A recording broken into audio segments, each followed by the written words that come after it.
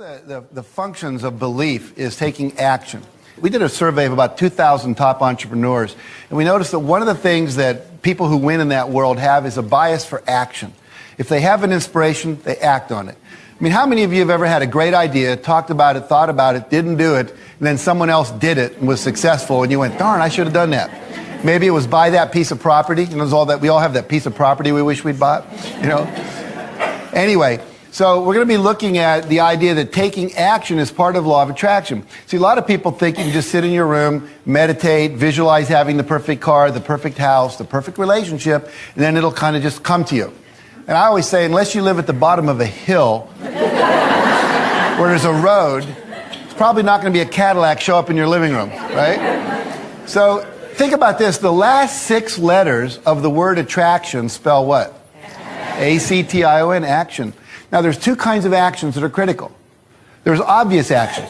If you want a certain kind of car, you should go down and test drive it. You should find out how much it costs. You should see what it costs to maintain it. You should go, I like to test drive a car 3 or 4 times, go down to the dealer, take a camera, stick my head out the window, say, take a picture of me, I'll be back to buy it. Put it up on my refrigerator, look at it every day. Eventually, those kind of things produce car, right? Saving for it and so forth. But there are also things called inspired actions. All of a sudden, you get an inspiration to do something, and you didn't know what it was. You don't have a sense of, how is this rationally going to make sense for me to move forward in my life?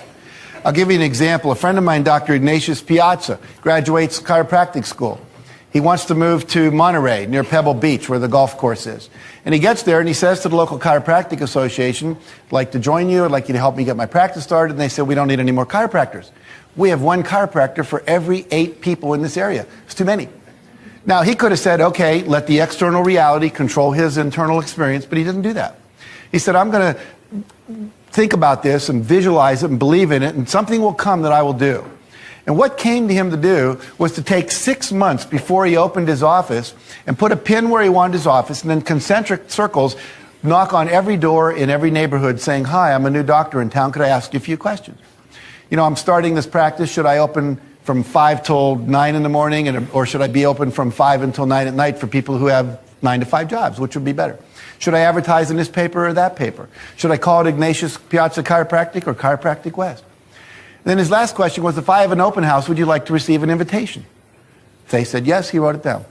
Now, over 6 months, he knocked on 12,500 doors, talked to 6,500 people, and gathered over 4,000 names of people who said, yes, I'd like an invitation to your open house.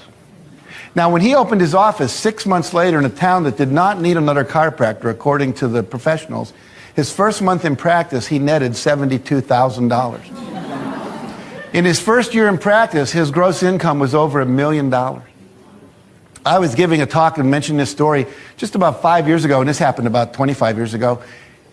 Someone said, he knocked on my door. And he left his card. And 2 years later, I needed the chiropractor, and I called him. Because we work with people we know, we've had an experience with, right? So he trusted his intuition. He took action on it.